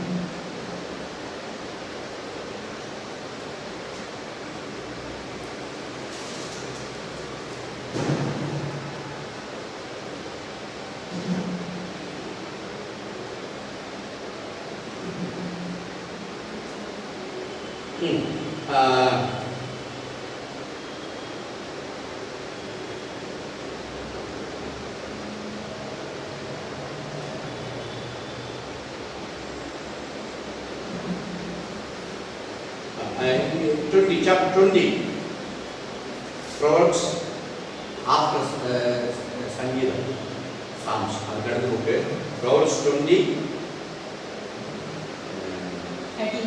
30 yes 30 அது படிங்க 13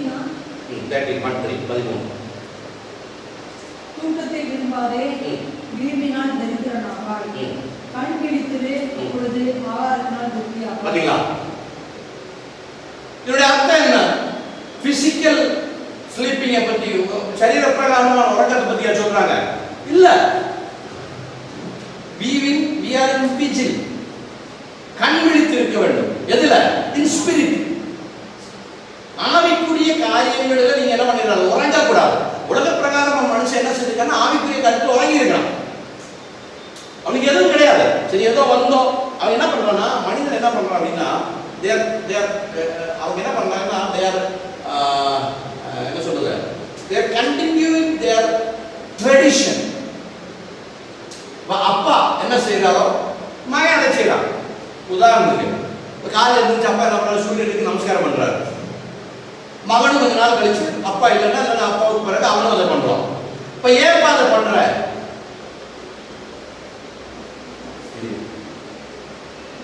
அவனை கேட்டு பாருங்க, அவனுக்கு தெரியாது. எங்க அப்பா பண்ணாரு, நானும் பண்றேன். இதுதான் ஸ்பிரிச்சுவல் என்ன சொல்றது, உறக்கம். ஆவிக்குரிய உறக்கம் அப்படின்னா என்ன? தெரியாம செய்யறோம். என்ன செய்கிறோம் என்பதை தெரியாம செய்யறது தான் ஆவிக்குரிய உறக்கம் அப்படின்னு சொல்றோம். ஆனா அதை தெரியணும். தெரியறதுல நீ என்ன பண்ண? கண்விழி, உடைய கண்கள், அந்த ஆவிக்குரிய கண்கள் திறக்கப்படும் பொழுது உனக்கு ஆதாரத்தினால திருப்திப்படுவார். சொல்றேன் அப்படின்னு என்ன அர்த்தம்? உடைய எல்லா தேவைகளும் என்ன ஆகும்? சந்திக்கப்படும். எப்பவுமே வந்து ஸ்பிரிச்சுவல் காரியங்களுக்கு நம்ம என்ன பண்ணணும்? பிரையாரிட்டி கொடுக்க ஆரம்பிக்கணும். அது முதல் விஷயம். இப்ப புதுசா இருக்கிற நீங்க என்ன பண்ண முடியும்? இதை படிக்க ஆரம்பிக்கணும். எவ்வளவு ஆழமாக நீங்க இதை படிக்க முடியுமோ அவ்வளவு படித்து படித்து படித்து உங்களுக்கு எக்ஸ்பிளனேஷன் அதை தெரியல. சில காரியங்கள் எல்லாம் ஷார்ட்டா பிரீஃப் எழுதப்பட்டிருக்குது. ஸோ அதோட எக்ஸ்பிளனேஷன் என்ன தேவைப்படுது, நீங்க என்ன கூப்பிடலாம்.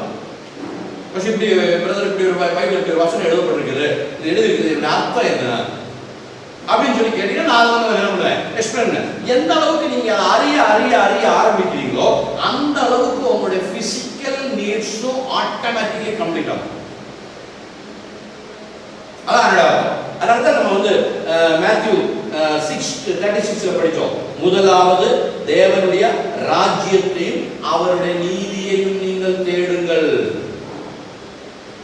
அப்பொழுது மேல சொல்லப்பட்டிருக்கக்கூடிய உடுக்க உணவு, குடிக்க நீர், உடுப்பதற்கு உடை, இப்படி இந்த உலக பிரகாரமா இருக்கக்கூடிய தேவைகளுக்காக நாம ஹார்ட் ஒர்க் பண்ண வேண்டிய அவசியம் இல்லை. நம்ம அதற்காக என்ன பண்ண வேண்டிய அவசியம் இல்லை.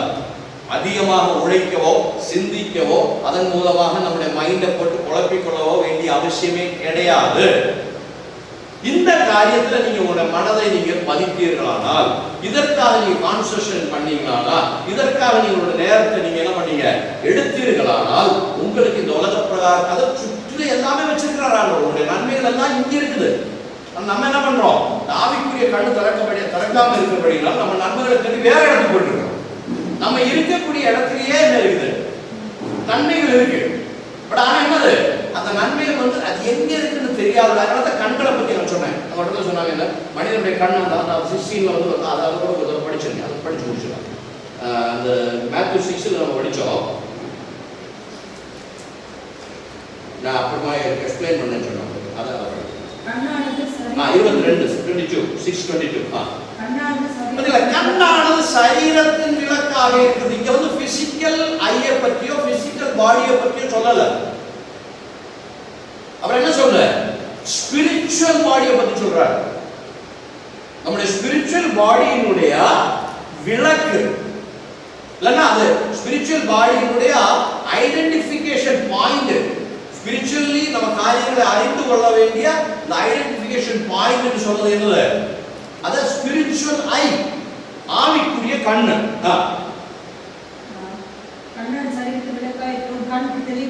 அது தெளிவாக இருந்தால், திறந்து இருந்தா தான் என்ன பண்ண முடியும்?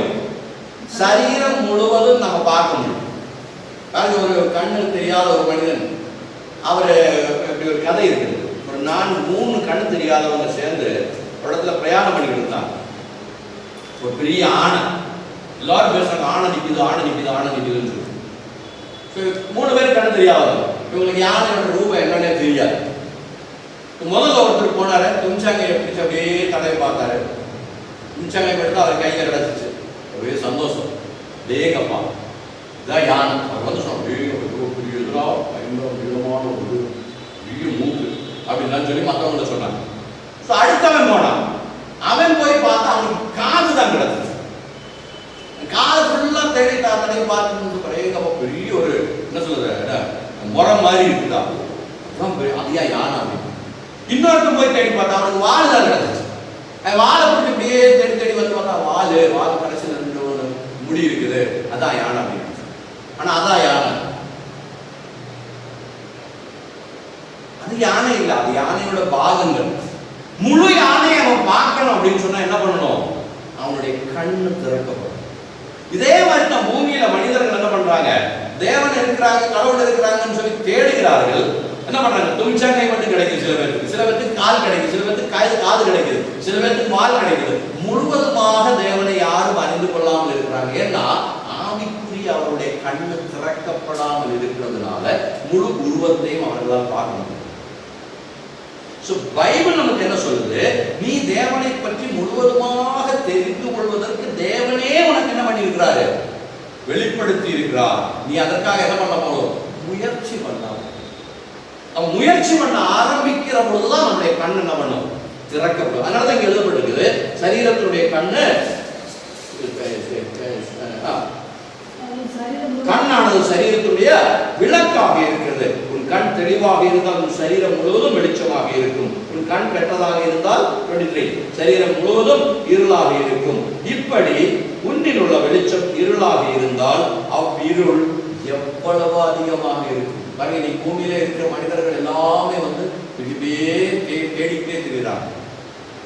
அவங்க மனசுக்குள்ள இருக்குது, ஏதோ ஒண்ணு இருக்குதுப்பா அப்படின்னு தெரியுது. ஆனா எதுன்னு தெரியுது, எதுன்னு தெரியாம என்ன பண்றாங்க? தேடிக்கொண்டிருக்கிறாங்க. பைபிள் சொல்லுது, நீ என்ன பண்ண? தேவனுடைய ராஜ்யத்தையும் நீதியையும் தேட, அங்கே இங்கெல்லாம் போய் தேட வேண்டிய அவசியம் கிடையாது. நீ இருக்கக்கூடிய இடத்திலேயே என்ன பண்ண போதும்? சர்ச். உன்னுடைய கண்களை திறக்க முடியாத நீ ஜெபிக்கணும். முதல்ல, ஆண்டவரே என்னுடைய ஆவிக்குரிய கண்ணை நீ திறக்கிறார். நான் சத்தியத்தை தெரிந்து கொள்ள வேண்டும், தேவனை நாம் தெரிந்து கொள்ள வேண்டும். அதற்கு நீ என்ன பண்ணணும்? என்னுடைய கண்களை திறக்கிறார். கடவுள் யார் அப்படின்றத பத்தி நான் என்ன பண்ணணும்? அறிந்து கொள்ள வேண்டும். அதற்கு என்னுடைய கண்களை திறக்கிறார் என்று சொல்லி நம்ம ஜெபம் பண்ணி நாம் அதற்காக முயற்சி பண்ணா இந்த வேதம் நமக்கு கொடுக்கப்பட்டிருக்கு. அதன் மூலமாக நாம் கடவுளை தெளிவாக தெரிந்து கொள்ள முடியும் என்பதற்கான ஒரு என்ன சொல்றது, ஒரு பிசிக்கல் ஐடென்டிஃபிகேஷன் பைபிள் இருக்கு. ஸோ புக் கைடன்ஸ் புக், ஒரு என்ன சொல்றது, கைடு பண்ண நம்மளை எப்படி நாம் தேவனை தெரிந்து கொள்ள முடியும், பார்க்க முடியும், அறிய முடியும், உணர முடியும் அப்படிங்கிறதுக்கான ஒரு கைடன்ஸ் புக் தான். அது காடே நம்மளுக்கு என்ன பண்ணி இருக்கிறாரு? நீ இப்படி இப்படி செய்தால், இப்படி இப்படி செய்தால், இப்படி இப்படி செய்தால் நீ என்ன பண்ண முடியும்? என்னை தெரிந்து கொள்ள முடியும் அவரே சொல்லி இருக்கிறார். அதுதான் இது கைடன்ஸ். அதை நம்ம சர்ச் பண்ண ஆரம்பிக்க என்ன ஆகும்? நம்முடைய கண்கள் திறக்கப்படும். கண்கள் திறக்கப்படும்னா நீங்க இந்த நம்ம வந்து இந்த சினிமா தேட்டருக்கு நம்ம எல்லாரும் சினிமா போயிருக்கோம். நானும் போயிட்டு, நீங்களும் போயிருக்கிறேன். இப்போதான் நாங்கள் அதுக்கு போறதில்லை. ஆனால் முதல்ல சினிமா தேட்டருக்கு போயிருக்கோம். இப்போ சினிமா தேட்டருக்கு போறப்ப நீங்க பார்த்தீங்கன்னா மதியான நேரம் வந்து என்ன சொல்றது, மேட்னி ஷோக்கு அவசரமா ஓடி போய் டிக்கெட் எடுத்து உள்ள போவோம். ஏசி தேட்டரா இருக்கு, பாத்துருக்கீங்களா? உள்ள போனோம்னா ஒண்ணுமே தெரியாது. ஏன்? வெளியில நல்ல வெளிச்சத்துல நம்மளோட ரெட்டினா எல்லாம் ரொம்ப பெருசா இப்படி இருக்கும் சூரிய பிரகாசத்துல. அதோட சேர்ந்து இருட்டு அறைக்குள்ள போனோம்னா இந்த ரெட்டினா என்ன இருக்கும்? அது அப்படியே விரிஞ்சு இருக்கிறது. அது என்ன ஆகும்? அந்த உள்ளுக்குள்ள இருக்கக்கூடிய அந்த மங்கின வெளிச்சத்தை அப்சர்வ் பண்ணும்படியாக டைம் ஆகும். கொஞ்சம் கொஞ்சமா சுருங்கி வரும். அப்ப என்ன பண்ணுவான்? 2 நிமிஷம் 3 நிமிஷம் நீங்க நின்ன பிறகுதான் சரி இங்க சீட் இருக்குது, இங்க சீட் இருக்குது, அங்க சீட் இருக்குன்னு உங்களுக்கு தெரியும். புரியுதுங்களா? அதே மாதிரி தான் நாம் தேவனுடைய வார்த்தையை சிறிது சிறிதாக கற்றுக்கொள்ள படிக்க நம்முடைய ஆவிக்குரிய கண்ணினுடைய ரெட்டினாவே ஆண்டவர் சிறிதாக தரார். அப்ப நமக்கு என்ன இருக்கும்? அதுக்குள்ள இருக்கக்கூடிய வெளிச்சத்தை, சத்தியத்தை நாம் அறிந்தோம். அதுதான் அதனுடைய அர்த்தம். அதனாலதான் நம்ம படிச்சோம். ஆவியின்படி நடக்கிறவர்கள் ஆவிக்குரிய காரியங்கள். நம்ம அதை கவனிச்சு பார்க்க ஆரம்பிச்ச உடனே ஆவிக்குரிய காரியங்கள் தான். ஸ்பிரிச்சுவலி என்ன இருக்குது, அதனுடைய ப்ரையாரிட்டி என்ன, அதுக்காக நம்ம என்ன செய்ய வேண்டும் அப்படின்ற காரியங்களை நம்ம சிந்திக்க ஆரம்பிப்போம். அதை சிந்தித்து அதன்படி நம்ம நடக்க ஆரம்பிச்ச உடனே நம்மளுக்கு இது பூமியில பிசிக்கல் நீட்ஸ் என்னென்ன இருக்கணும், நம்மளுக்கு இருக்கட்டும், நம்ம பிள்ளைகளுக்கு இருக்கட்டும், நம்முடைய எதிர்காலத்துக்கான காரியங்கள் இருக்கட்டும், நம்முடைய வீடா இருக்கட்டும், நம்முடைய சேவிங்ஸா இருக்கட்டும், நம்முடைய சரீரத்தினுடைய ஆரோக்கியமா இருக்கட்டும், என்னென்ன காரியம் இந்த பூமியில பிசிக்கல் நீட்ஸ் நம்மளுக்கு தேவைப்படுதோ எல்லா பிசிக்கல் நீட்ஸுக்கும் தேவையான ஆலோசனைகள், இது இப்படி இருந்தா இப்படி இருக்கும், இது இப்படி இருந்தா இப்படி இருக்கும், உடைய ஆரோக்கியத்தை நீ ஆரோக்கியமா வைத்துக் கொள்ள வேண்டும், எல்லாம் செய்ய வேண்டும், உடைய பிசிக்கல் காரியங்களை, பினான்சியல் காரியங்களை நீங்க காரியங்களை எப்படி செய்தால் எப்படி இருக்கும், அது எப்படி உனக்கு சேவிங்கா இருக்கும், எப்படி உனக்கு பிளஸ்ஸிங்கா இருக்கும், எல்லா காரியங்களை பற்றியும் இதற்குள்ள நமக்கு ஆலோசனைகள் கிடைக்கும். நாம் அதன்படி என்ன பண்ண முடியும், சக்சஸ்ஃபுல் லைஃப் நடக்கும். அதுதான் இந்த அதனால உலக பிரகாரமா நாம் சிந்திச்சு போனோம்னா நம்ம ஓடி அயர்ந்து கடைசியில கலைச்சு ஒண்ணுமே சாதிக்க முடியாம போயிடும். ஆனா ஸ்பிரிச்சுவலி நாம் சிந்திக்க ஆரம்பிச்சு அதன்படி செயல்பட ஆரம்பிச்சா பிசிக்கல் பிசிக்கலுடைய தேவைகளையும் என்ன பண்ணுவாரு, அவரே கொடுப்பாரு. ஏன்னா அவருக்கு தெரியும் பூமியில நான் இயேசு பற்றி ஒரு காரியத்தை சொல்லி முடிச்சேன். இயேசு இந்த பூமியில வந்தப்போ அதிகமா இயேசு செஞ்ச காரியம் என்ன தெரியுமா, உலக பிரகாரமா மனிதனுக்கு என்னென்ன தேவைப்படுச்சு அதைத்தான் ஆண்டவர் என்ன பண்ணாரு, கம்ப்ளீட் பண்ணி கொடுத்தாரு. 3 நாளா அவருடைய வார்த்தைகளை கேட்டு தினம் உட்காந்து பசியா வாழ்றாங்க. தேவர் என்ன பண்ணாரு, 5 அப்பத்தை அப்படியே பிளஸ் பண்ணி பெருக பண்ணி 5000 புருஷர்கள் மட்டும், பெண்களும் எல்லாம் சேர்த்து 15000 பேர் சொல்றாங்க. 15000 பேருக்கு 5 அப்பத்தை வந்து விருத்தி பண்ணி கொடுத்தாங்க. அது பிசிக்கல் நீடு இல்லைங்களா. ஒரு குருடா இருந்தாரு, அவன் ஆண்டவர் என்ன சொன்னாரு, போய் நீ முதல்ல ஆண்டவரை தெரிஞ்சுக்கணும் அப்படின்னு சொன்னாரு. பிசிக்கல் அவங்க கண்ணு திறக்கப்படாது.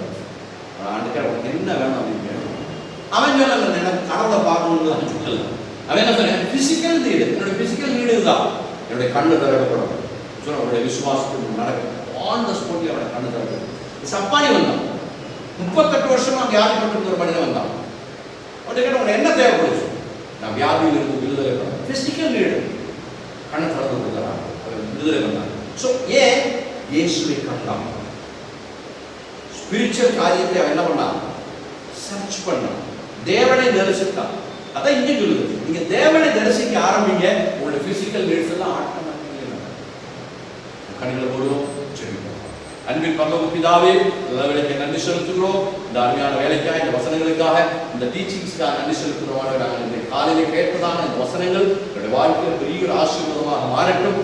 நிறைய உலக பிரகாரமான சிந்தனைகள், கவலைகள், என்னுடைய மைண்ட் செட்டுகள் எங்களுடைய இதயத்தில் இருக்குது, என்னுடைய சிந்தனைகளில் இருக்கு. அவைகள் எல்லாம் எடுத்து போட்டு தெளிவான ஒரு சிந்தனையை இந்த நாட்கள் எங்களுக்கு தரும்படியாக ஜெபிக்கிறோம். உலக பிரகாரமாகவும் நாங்கள் ஆசீர்வதிக்கப்பட வேண்டும். அதற்கு அதில் நாங்கள் செய்ய வேண்டிய காரியம் ஆவிக்குரிய ஸ்பிரிச்சுவலான காரியங்களில் முன்னேறுவது என்பது காலையில் இங்கு சொன்னபடியாக நன்றியோட துதிக்கிறோம். எவ்வளவு அதிகமாக வசனத்தின் ஆழங்களை கற்றுக்கொள்ள முடியுமோ இந்த நாட்களில் வசனத்தை கேட்ட அருமையான ஒரு ராஜனுடைய குடும்பத்துக்கு, உமாவுடைய குடும்பத்துக்கு கொடுக்கும்படியாக ஜெபிக்கிறோம். ஆண்டவரே, இதை தெரிந்து கொண்டு ஆண்டவரே ஸ்தோத்திரம். அதற்கென்று அவர்கள் காரியங்களை செய்கிற போது அவருடைய உலக பிரகாரமான எல்லா தேவைகளையும் சந்திப்பீர் என்று நீ வாக்குத்தத்தம் பண்ணி இருக்கிறேன்.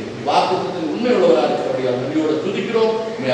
ஸ்தோத்திரம் ஸ்தோத்திரம் பண்ணுகிறோம், மகிமை செலுத்துகிறோம். ஆண்டவரே, கடந்து வந்த நம்முடைய பிள்ளைகளை, அவருடைய குடும்பங்களை, நம்முடைய வீட்டில் இருக்கக்கூடிய பிள்ளைகளை, அந்த ஸ்தோத்திரம், சகோதரர்களை, சகோதரிகளை, மனைவியை, கணவனை எல்லோரையும் ஆண்டவரே பிதா குமாரன் பரிசுத்தாவின் நாமத்தில் காலைகளில் உங்கள் ஊழியக்காரர் ஆசீர்வதிக்கிறேன். ஆண்டவரே ஸ்தோத்திரம். இன்றைக்கு வேலையின் மூலமாக சில காரணங்கள் மூலமாக கடந்து வராமல் இருக்கக்கூடிய குடும்பங்களை உங்களை கரைகளை ஒப்படைக்கிறோம். அடுத்த வாரம் நாங்கள் இன்னும் அதிகமான ஜனங்களோடு சேர்ந்து உண்மை ஆராதித்து துதிக்க தேவரையை எங்கள் கிருபை தரும்படியாக ஜெபிக்கிறோம். ஆண்டவரே, உங்களை கரைகளை ஒப்படைக்கிறோம்.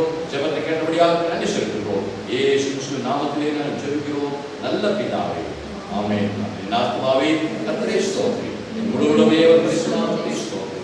என் ஆத்துமாவே கர்த்தரை ஸ்தோத்திரி, கர்த்தர் சகல உபகாரங்களையும் பண்ணுவார். ஆமென். Praise the lord. கடந்து வந்ததற்கு நன்றி செலுத்துகிறோம். தேவனை ஆசீர்வதிப்பாராக. தொடர்ந்து பைபிளை படியுங்கள். உங்களுக்கு தெரியாத காரியங்கள் நீங்க கூப்பிடுங்க, ஷேர் பண்ணுங்க. நான் உங்களுக்கு அதை விளக்கி சொல்லுகிறேன். அதிகமாக ஸ்பிரிச்சுவல் காடுடைய ராஜ்யம், அவருடைய நீதி, righteousness and kingdom of God, அதை பற்றி அதிகமாக தெரிந்து கொள்ளும் போது நம்முடைய தேவைகள் எல்லாம் சந்திக்கப்படும். யார்கிட்டையும் போய் கைகட்டி நின்று எனக்கு இது வேணும், இந்த காரியம் செய்யணும் அப்படின்னு சொல்ல வேண்டிய அவசியமே கிடையாது. இந்த காரியத்துக்கு நாம் ஸ்டெப் வைக்கிற பொழுது தேவனே என்ன பண்ணுவார், எல்லாவற்றையும் முடிவடைப்பார்.